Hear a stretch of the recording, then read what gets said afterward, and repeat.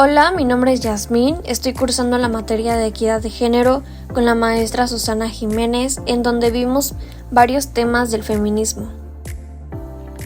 En este video, como parte de mi trabajo final de la materia, presento los avances de todo lo que se abordó en clase.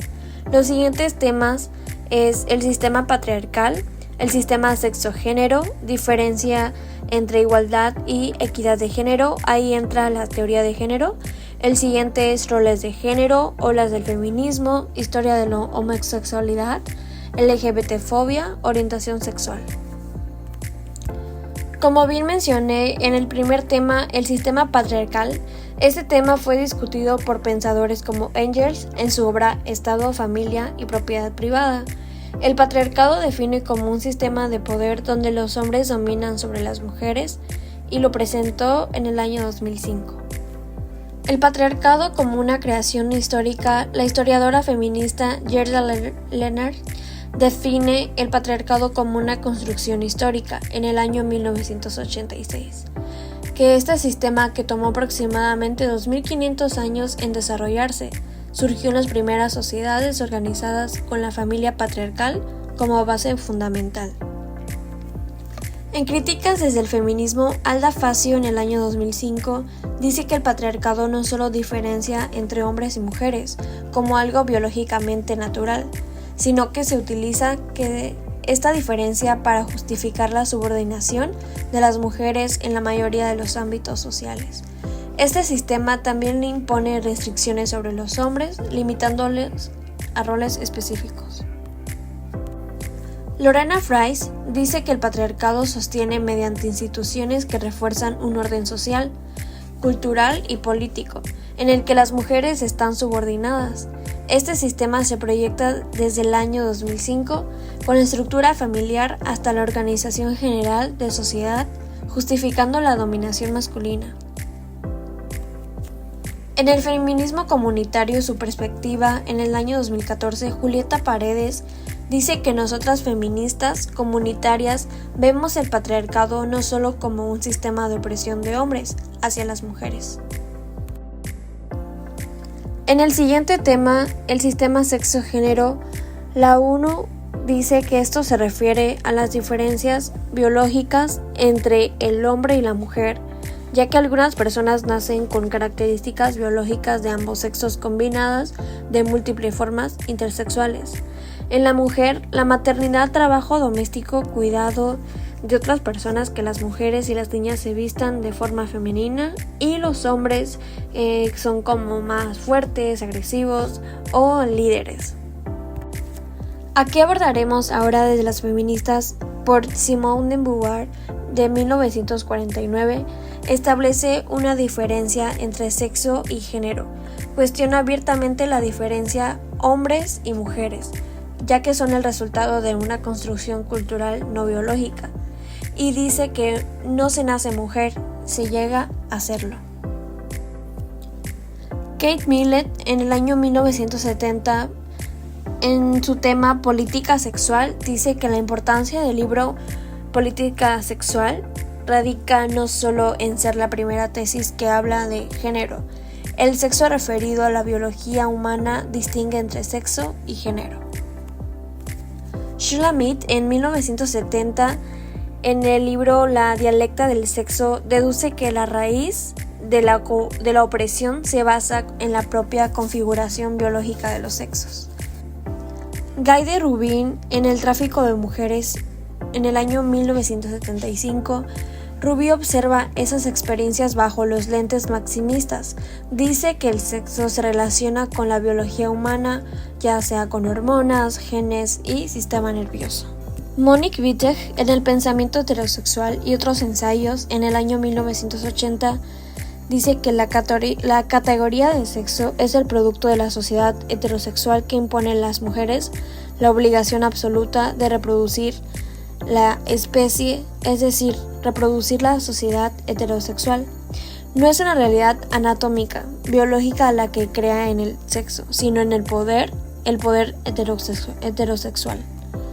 Y ella dice que si nosotras las lesbianas y gays continuamos diciéndonos o concibiéndonos como mujeres, como hombres, contribuimos al mantenimiento de la heterosexualidad.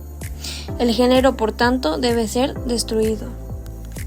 Joan Walsh Scott, Género e Historia, en el año 1986, dice que el género es un elemento constituido de las relaciones sociales, las cuales se basan en las diferencias percibidas entre los sexos. Aunque ese uso del género afirme que las relaciones entre los sexos son de carácter social, no dice nada acerca del por qué estas relaciones se han construido así, ni cómo funcionan o cómo podrían cambiar.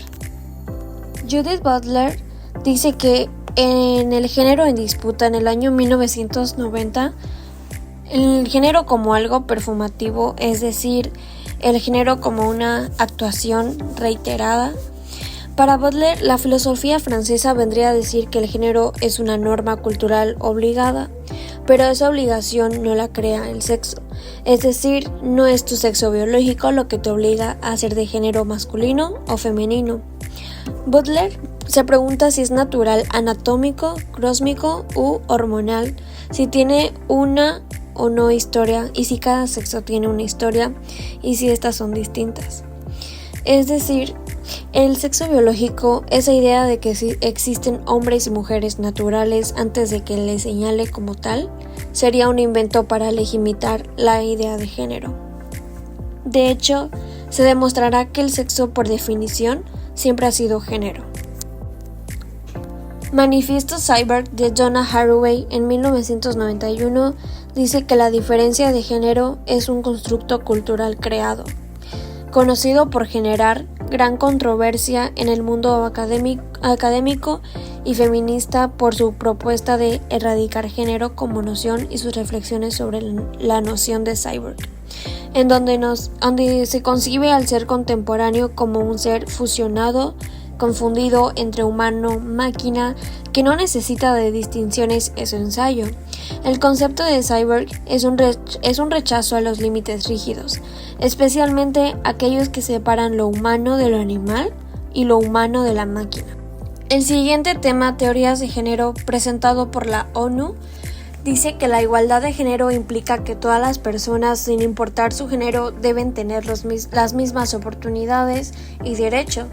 Este concepto se incorporó a las normas internacionales de derechos humanos en 1948, con la Declaración Universal de Derechos Humanos.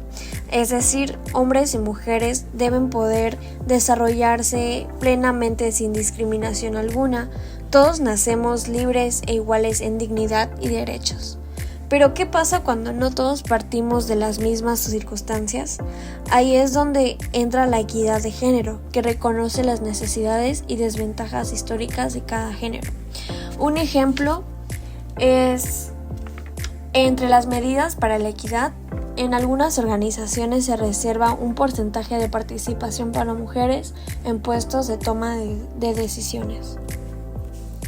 El siguiente tema es roles de género. Los roles de género señalan o indican las actividades o tareas que deben realizar cada género impuesto por la sociedad de manera más obligada, que a su vez está emparejada a los estereotipos de género, los cuales describen los atributos de cada género. John Money, en la década de 1950, este psicólogo y sexólogo introdujo el término rol de género para referirse a los comportamientos, actividades y actitudes que eran una sociedad considerada apropiadas para hombres y mujeres. Su trabajo fue clave para distinguir entre sexo biológico y en género construcción social. El siguiente es olas del feminismo. A lo largo de la historia, marcadas por las olas del feminismo que han impulsado los derechos de las mujeres, en la primera ola de 1789 a 1848, escenas de Olympia de Gauss y Mary Wollstonecraft escribiendo, durante la primera ola, el libro donde declara que la mujer y la ciudadanía.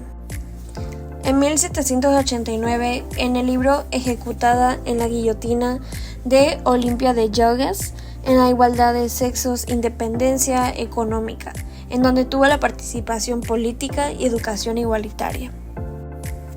Mary Wollstonecraft escribió La Vindicación de los Derechos de la Mujer en 1792, considerada como la obra fundacional del feminismo. Tuvo reconocimiento de su derecho de ciudadanía. Demandaban derechos civiles dentro del matrimonio sobre sus propios hijos, derechos laborales que mejoraban sus condiciones de trabajo. En 1848, en la segunda ola del feminismo, Clara Zetkin fue una de las principales mujeres, que se interesó mucho en la política sobre la mujer, la lucha por la igualdad de derechos y el derecho al voto, impulsando el movimiento femenino en la sociedad democrática alemana. Desde su vuelta en Alemania de 1891 hasta 1917, editó el periódico Die Gleichheit, la Igualdad, que aumentó su tirada de 4.000 millones a 100 millones de ejemplares en los primeros 10 años. En 1907 se convirtió en líder de la nueva Oficina de la Mujer, además que fue la impulsadora de la celebración del 8 de marzo.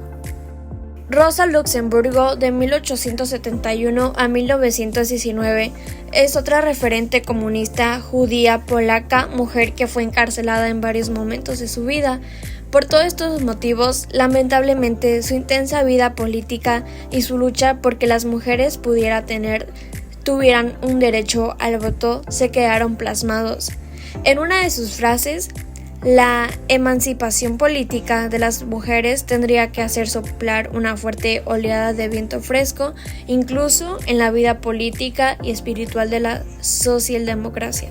Ahora bien, pasaremos a la historia de la homosexualidad, donde el Imperio Romano y el cristianismo, en el siglo IV después de Cristo, el emperador Teodosio primero condena a muerte a quienes practican relaciones homosexuales, estableciendo una de las primeras leyes contra la homosexualidad. En la Edad Media, de 476 al año 1492, la Iglesia establece que el sexo solo es permitido dentro del matrimonio con fines reproductivos. La homosexualidad es considerada como una herejía y fuertemente reprimida. En el siglo XVI, el cual abarca el periodo del año de 1501 a 1600, y en 1534, en Inglaterra, durante el reinado de Enrique, se implementa la primera ley de sodomía con pena de muerte. Artículo 175 en Alemania. En 1872 se promulga el artículo 175, que penaliza las relaciones homosexuales entre hombres. En 1933 a 1945 era nazi. Hitler retoma y endurece la aplicación de esta ley. En 1989, Alemania elimina completamente este artículo. En la Revolución Francesa de 1789 a 1799, Francia se despenaliza la homosexualidad, eliminándola como crimen. Movimientos por los derechos LGBTQ+. En 1669, Estados Unidos, disturbios en Stonewall, Nueva York, marcan el inicio del movimiento moderno por los derechos LGBTQ+. Esto dio lugar a la creación del Frente de Liberación Gay. En México, en 1975, publicación del primer manifiesto pro derechos homosexuales en México, redactado por Luis González de Alba y firmado por intelectuales como Carlos Monsiváis y Nancy Cárdenas. En 1979 fue la primera Marcha del Orgullo en México, el 29 de junio. Despatologización de la homosexualidad. En 1952, la homosexualidad es clasificada como enfermedad mental y el 17 de mayo de 1990, la Organización Mundial de la Salud se elimina de la homosexualidad de la lista de enfermedades psiquiátricas. Y, por último, la legalización del matrimonio homosexual.